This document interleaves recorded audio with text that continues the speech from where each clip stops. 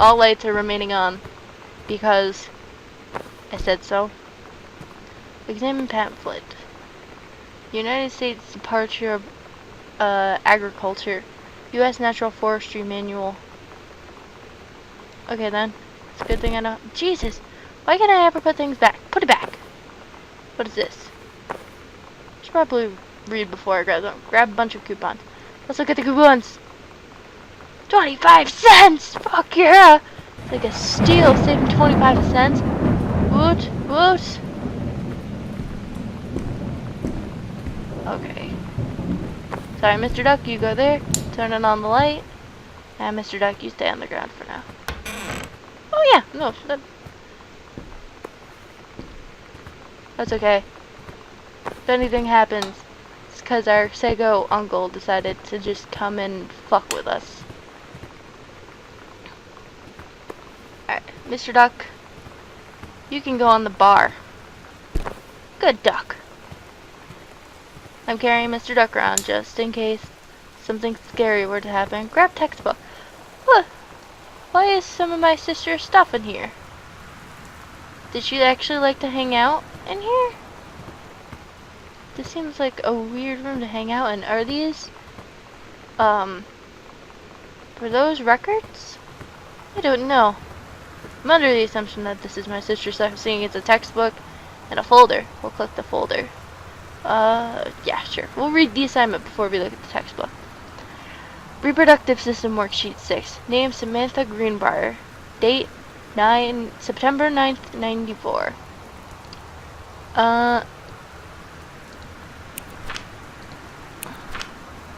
Menstrual cycles. I am produced in the testicles. Okay then. Okay then. We don't need to read her homework. Actually, I feel like reading it just because I want to read everything. Even though I can't read currently to save my life for some reason. What time is it, by the way? 3:30 in the morning. I'm fucking psycho. Below are 2 stories. The events are all out of order. Get a sheet of lined paper, write Reproductive System Worksheet 6 at the top. Then choose one of the 2 stories, A or B, and rewrite it. Begin with the title and your name. Find a topic sentence to begin a paragraph. Put the sentence in chronological order. Make sure... What the fuck? I just saw light coming from that. Probably the lightning. Not gonna think much of it. Put the sentences in chronological order. Make sure the last sentence is a good concluding statement. I'm not gonna read these if she just had to rewrite them. Okay, so she's doing this one, so I'll read this one. That is the one. She wrote a legitimate story. She didn't even rewrite it. Okay, so I guess we're gonna read them. The menstrual cycle. It travels through the fallopian tubes. The ovary releases the ovum. About 2 weeks later, since the lining of the uterus is not needed for pregnancy, it comes through the vagina. It is incredible how the female body knows how to prepare for pregnancy. If the egg doesn't meet a sperm, it dissolves. While the ovum is developing, the lining of the uterus is getting thick and soft. Another ovum starts to develop in one of the ovaries, and the process begins again. An ovum starts to develop. I am produced in the testicles. I go from the vast deferens to the urethra. The life of a sperm cell. This is the weirdest. If I had to write this, it'd be the weirdest fucking story I ever had to write. I'm just throwing that out there. I am a sperm. I am an egg. Hear me roar. I go through the cervix and the uterus and into the fallopian tubes in search of an egg cell. I develop for 2 or 3 months in the epididymis? I actually don't know. When the penis becomes erect, I leave the epididymis and travel up into the body through the vas deferens. Jesus, I don't think I ever heard epididymis or deferens or ovin oven sounds like a weird way to say oven when I was learning about reproductive stuff in high school. Okay, so excuse me for not knowing. As I know what's happening, just I've never heard those words. As I passed the prostate, oh my god, prostate. As I passed the prostate gland, the seminal vessels and the Cowper's glands fluids are added so that I can live longer and swim more easily. Without me, an egg couldn't begin the amazing process of reproduction. The urethra carries me, along with about 2 million other sperm, out of the penis in a process called ejaculation. If I can find the ovum before the other sperm do, I will be the winner and part of a fertilized egg. Oh, sounds like an exciting story to me. Okay, let's see what our sister wrote. Samantha Greenbrier, period 4, health class, Mrs. Myers, reproductive system, worksheet 6, the menstrual cycle, a novella. Oh god. The early morning of September 1st, 1939. Essa Glatz? I'm not entirely sure of her last name, whatever. Stares out of the window of the train as it travels from Vina back to her home village of Willem in Poland. As the train rumbles along, the sun rises over the countryside. She can only think of her dear Borislav, the boy she is engaged to wed. Meanwhile, deep within her gut, an oven starts to develop. As the train approaches its destination, her heart races. The lining of the uterus is getting thick and soft. And as Essa steps off the train, her eyes dart quickly across the gathered clouds. Then there, her dear Boris, still in his baker's smock. He must have dropped his early morning duties at his father's shop to come meet her. Her heart skips a beat. The ovary releases the ovum. It travels through the fallopian tubes. Over the wheezing of the steam engines, a deep hum grows. It's coming from the sky. Dark shadows pass over the station. A whistling sound. Essa, her thoughts only a second faster than the bombs, reaches out towards her dear Boris across the crowd. Their eyes lock, and the moment freezes. The flash and smoke envelops him almost instantly.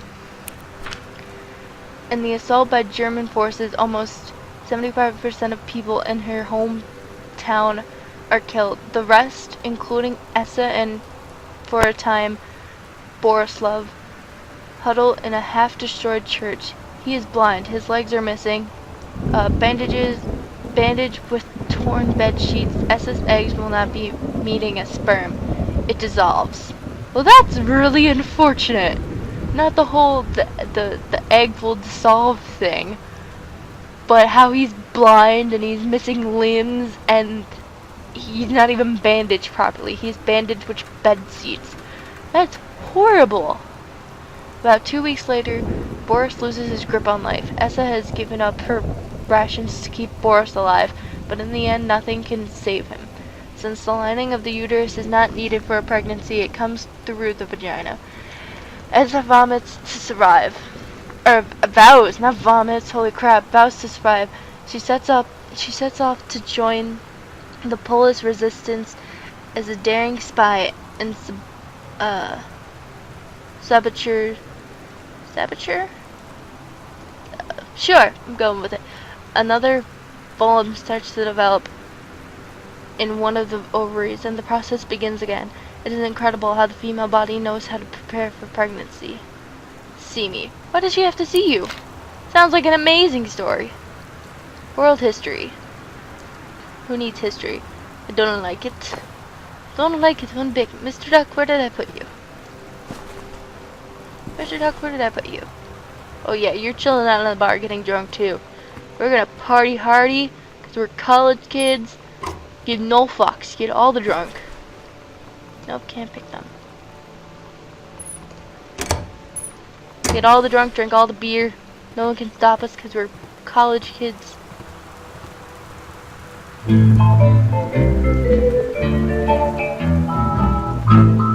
gonna leave this one on because it's not as loud and it sounds cool. Somehow I always knew Ooh! that someday we I think it sounds cool. Now that it's happened, Is this like I orange just vodka? can't believe it's true. Vic I've done the best I could Vixta? to keep from feeling blue. Can't get you off Yeah, my it is vodka. I mind. was right. What am I gonna Voodoo, mildew, and shandu. Damn it, I Why, can't Daddy, read that. I didn't know you were here. I'm right here looking at Orange you. soda. Man. If it ain't me, No, it's no, my no. We're gonna shadow. drink the orange vodka and get drunk. Party as shit. I No, that's know. Dr. Jizzer. Look it! Someone's been drinking shots. Sister, what have you been doing? Listen, you're not the college kid, okay? Oh look, it's another one of Dad's whiskeys. All around. I left my trunk in town. I got a need for you. Yeah. Thought I killed the craze March 8th, 1976. for you. Dear Mr. yeah, yeah. Greenbrier, I write to inform you that unfortunately Mercury Books will not be unable to publish your follow-up to Accidental Yeah. Pariah. I wish you had To a break the weed low for me. sales of The Accidental Savior, we went ahead with the publication of the second book in hope of the John Russell series catching on. However, sales of the second book have in fact been lower than those of the first, and so our stewardship of the series must end here. It has been a pleasure working as your publisher, and we wish you and John Russell the best in the future endeavors. Sincerely, Donald Fripps, publishers of Mercury. What a I'm gonna dick. take your pay away. What a dick. You're a dick. Donald, fucking, basically Donald Trump bastard. Okay, we're gonna turn off the CD, even though, or not CD. Okay, even though it sounded pretty cool. Sorry.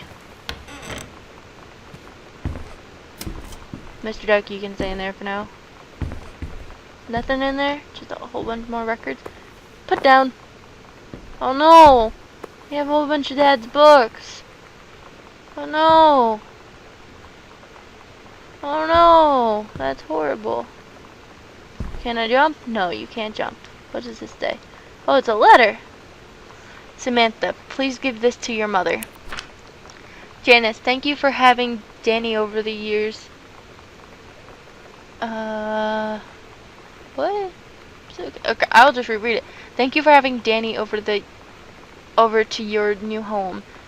He has missed having his friend Samantha in the neighborhood very much. Danny asked if he could lend Samantha his Nintendo Street Fighter tape, and I gave my permission. He needs to spend less time with those games anyway. No hurry returning it. Oh, are you saying people that play games are horrible lame people? Listen, Uncle Oscar or whatever your name is, please leave me alone. I'm trying to find out about my family, okay? It's not cool you creeping around the house and everything, okay? Jeez. Let Samantha know that she is welcome back to our house to visit anytime. Sincerely, Sincerely, Mary Schultz. I think that's what it says. Huh. When you live in one place your whole life, your next door neighbor is kind of like your default friend. And Daniel only got weirder over the years. So moving away has been a good excuse to, like, not see him anymore. But he did always have the good Nintendo games. Maybe I'll give him a call. So she used Danny to get Street Fighter so that she can talk to that girl. Oh, look. We have another note. Hi, Lonnie. So if you wanted to come over to my house still this afternoon, that would be cool. I can drive. It's kind of far, but I can drive you home too, so hopefully that's fine. Right back and leave this in my locker if you still want to, and we can meet in the parking lot after 6. Samantha.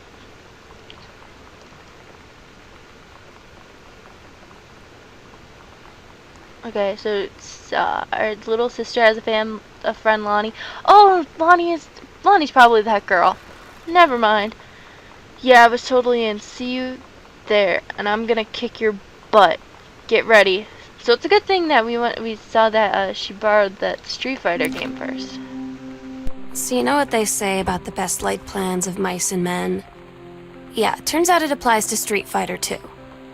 At least I worked up the courage to walk into the 7-Eleven and ask for a turn, but all that practice at home did not exactly translate in the wild. So after I was finished getting my butt kicked, I followed them outside while they smoked. And that was when she asked me if I was that psycho house girl. But then she said she's always really wanted to see the psycho house. Her name is Lonnie. She's coming over tomorrow.